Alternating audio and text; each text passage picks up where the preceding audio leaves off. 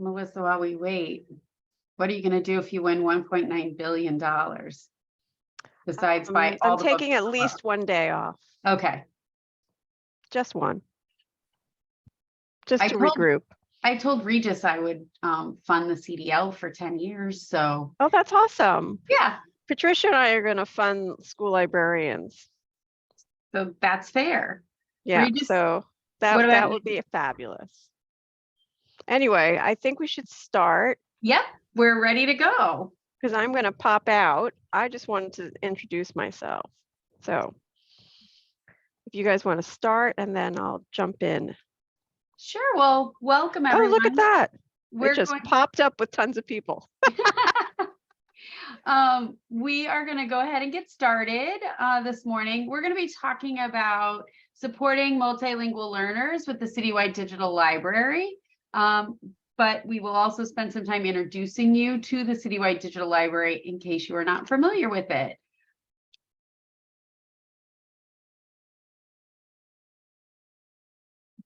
Oh, let me tell you who is here with me today. I am Tracy Walkus. I am the account executive from Overdrive, who works with Melissa Jacobs on a regular basis, and all of the librarians and administrators in the district. Melissa?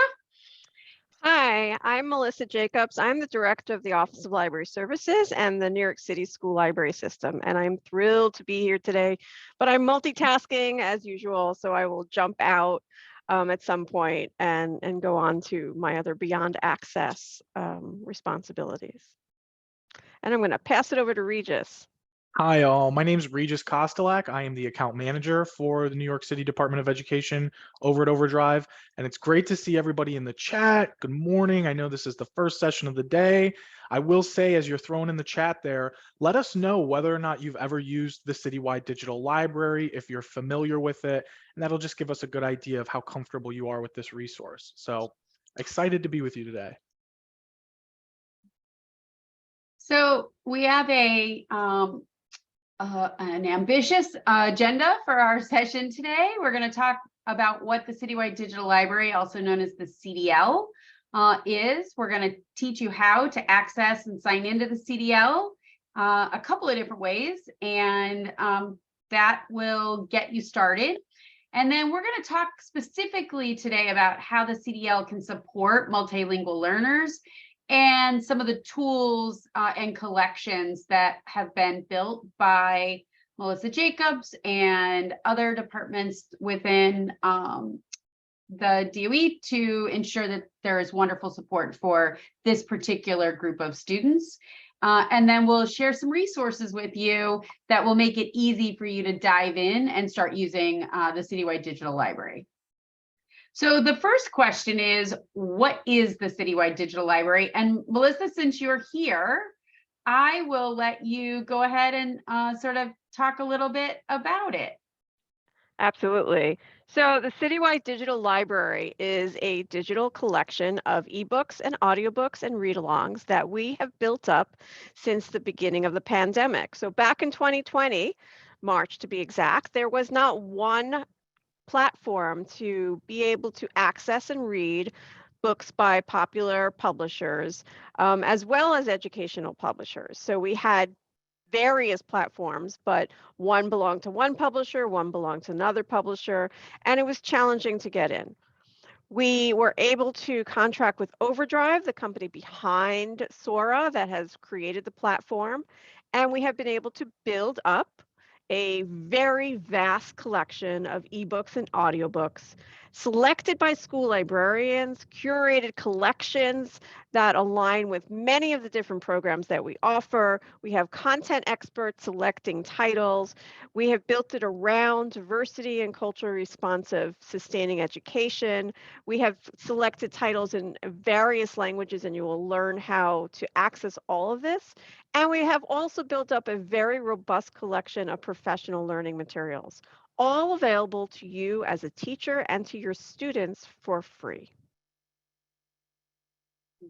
That's not any lofty undertaking that's gone on in the last 2 years, Melissa. It's a remarkable collection that's been built by you and your librarians. And we were just recognized with the Joseph F. Schubert Award by the New York State Regents Council on Libraries, which is huge.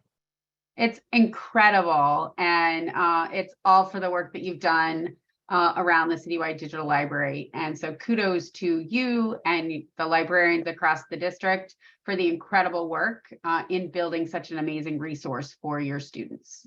Let's dive into it because I want everyone to walk away from here using it.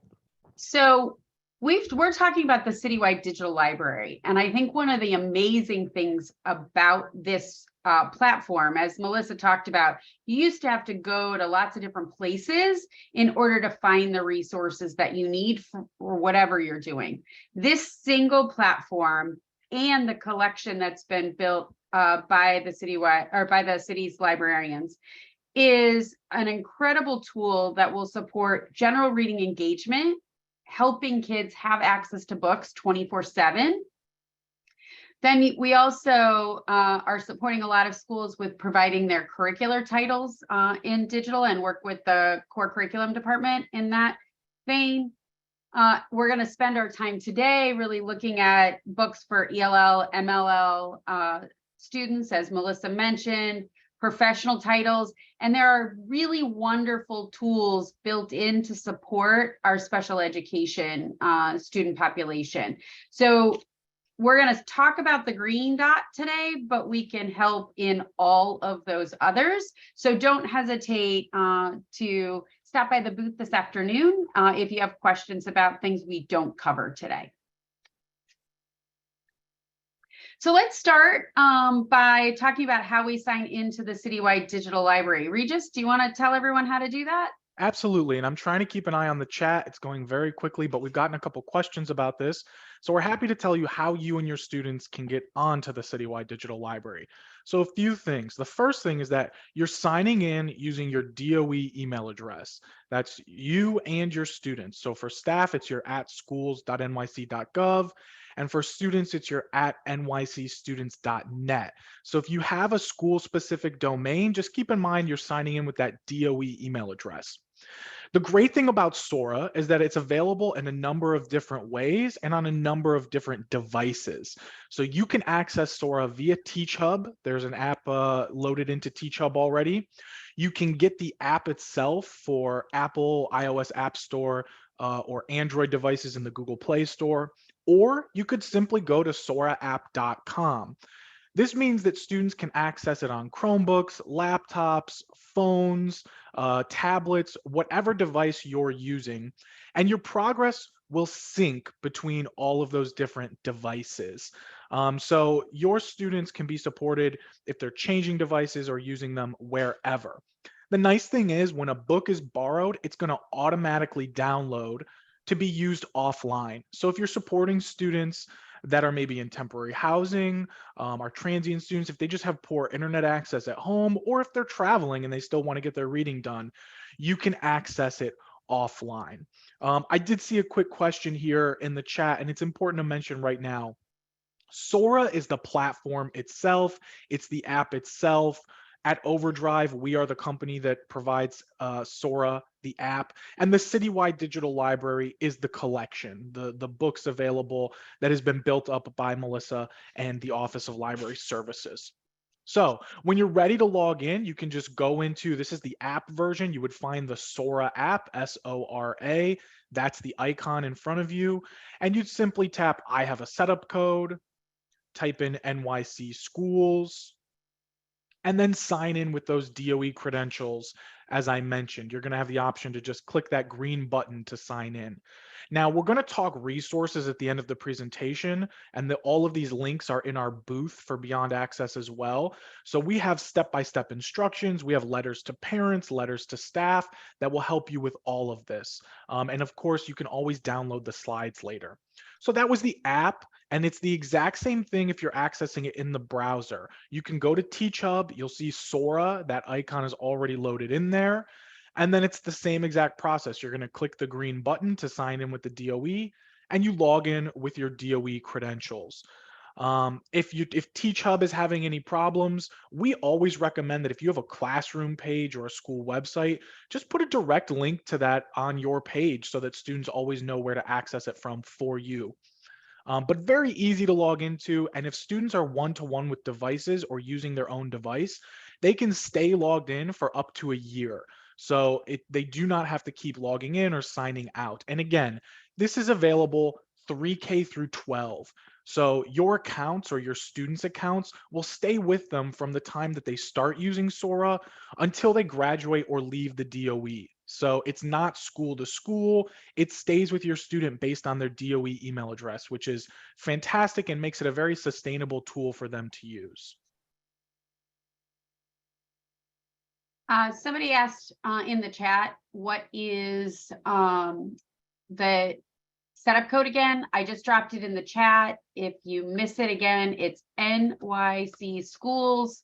And if all else fails in the app, you can also do it by location and just type in your school zip code and it should pop up with the appropriate thing. But NYC schools will get you to bypass all of that search. There was also a question about multiple copies to use with your students. The CDL is designed to be a library, but there are ways to have multiple copies, and often there are multiple copies that the same book can be read by multiple students at the same time. But if you have very specific needs, you'll probably want to reach out and talk to Regis or myself. Stop by the booth and we can dig into that a little deeper. Just a couple questions that I wanted to address here, Tracy. We got a question about whether materials are filtered. They are filtered based on grade level. So our younger students are only seeing juvenile materials. Our middle school students and our high school students are also seeing a filtered version based on the grade level that they log in with. And then within that, students can also filter searches based on reading levels, subject areas, languages, stuff that we'll talk about in a moment. There are lots of tools within Sora, and unfortunately, we won't get to everything today. We're a little narrowly focused, but if you have questions, stop by the booth afterward. So now let's dive in to multilingual use of Sora. And the very first thing we can do is leverage the multilingual interface. We do not have every DOE language yet as a language supported in our interface, but as you can see, there are a lot of them.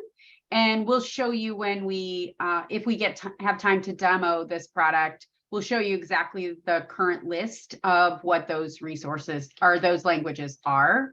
The nice thing about this is it makes it easier for students to navigate the platform versus trying to read it in English and understand it if they are not yet comfortable reading in English.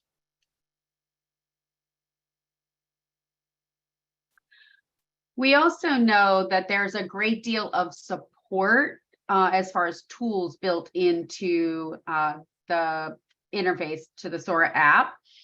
Some of them are listed here on the slide. We have worked with the district to build collections of in over 20 different languages. We continually try to add more content in new languages that are K-12 appropriate, and so stay tuned. I suspect that this number will grow over time.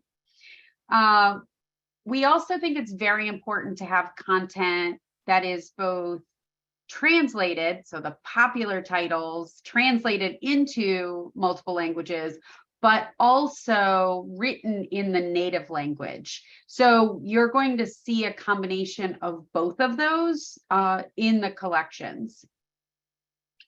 We have also tackled with Melissa and her team to curate the collections by language. So we'll show you in the demo how you can find those very quickly and access just content in those languages in an easy to access way. But we'll talk about other ways you can find that as well. In addition, there are types of books that are going to be more beneficial for your MLL students. Read-alongs as they are working on language acquisition, as well as audiobooks. And we'll talk about the tools tied to that in a moment. And then there is a direct connection to Google Translate. And we look forward to showing you all of those things.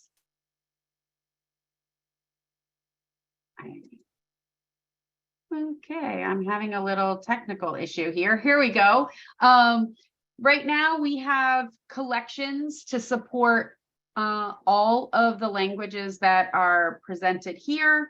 And as I said, it is growing as we acquire new content to support new groups of students. The content can be added to the Citywide Digital Library as well. Regis, do you want to talk a little bit about multiple formats and the benefits there? Yeah, definitely. So multiple formats are important for your students for a number of different reasons.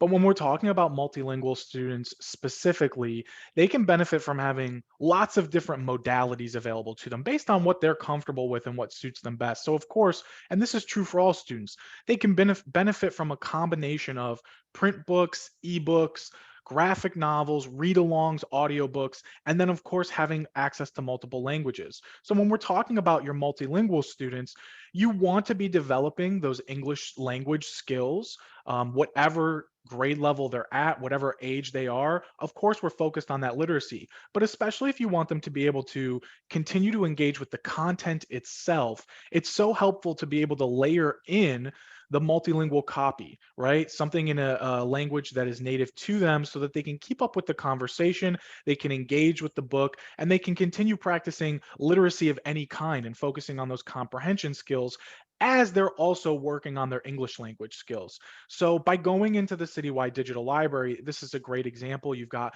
Mercy Suarez Can't Dance. You could have the English language ebook and then layer in the Spanish ebook. You can have the Spanish audiobook. We have the English audiobook as well.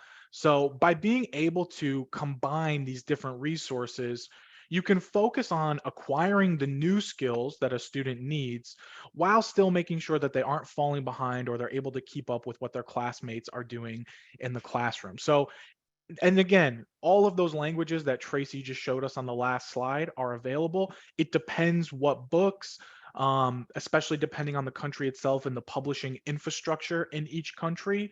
But this is a phenomenal resource to make available to your students and will make a lot of your students feel comfortable with reading in a way that they may not right now because they're trying to work in a language that's unfamiliar to them.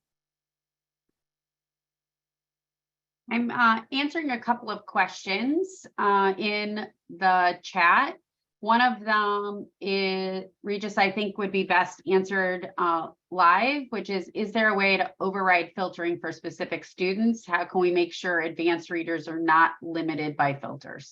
It's a great question. And just keep in mind, the filters that we're talking about are based on the audience level of the books. So if we're dealing with, elementary level students, they won't have access to adult level books. And this is because this resource, the Citywide Digital Library, is being provided for all students across the district. It's a school issued app and collection. So we want to make sure the same way that you wouldn't put inappropriate materials in an elementary school library, that the same is true for your students when they're accessing this library. We want to make sure that parents feel that they can trust the materials here. Now, that said, if you wanted to give access to a book that a student currently does not have access to, there are options to purchase a copy of that book just for your school, and you can decide which students can see it. You could assign it specifically to students. So there are workarounds and ways that you can use, higher level books for students that are having it filtered out. And if that's your scenario, if that's what's happening to you, I recommend just touch base with us. Either find us in the conference platform today or shoot us an email and we can work with you on specific instances, specific titles, and specific students. Sorry, I am answering one last question and I'm mid-answer, so. Yeah, no problem. And again, this is a great tool. We're getting questions about reading levels and being able to filter. We encourage you, after this session, you should go right into Sora, play around with it, look at the filters, because you can search not only by the languages themselves, but depending on the book, you can search for specific ranges of Lexile scores. You can search for audience levels. So you can run a pretty well-vetted search to make sure that students are finding things that they're interested in, but also fall within their reading levels. I'm going to ask Blake a quick question. Is there a way to turn on captioning for this session?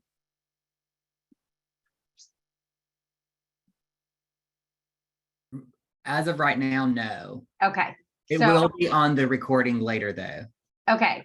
So closed captioning will be added to the recording. And Melissa, there's a question here that I think is best answered by you, which is, can we request books, audiobooks to be added to the CDL? Oh, she might have stepped away. That's okay. I can handle that question. I will share a link with everyone in the chat. I'm here. There you I'm go. here. I couldn't find I'm answering questions.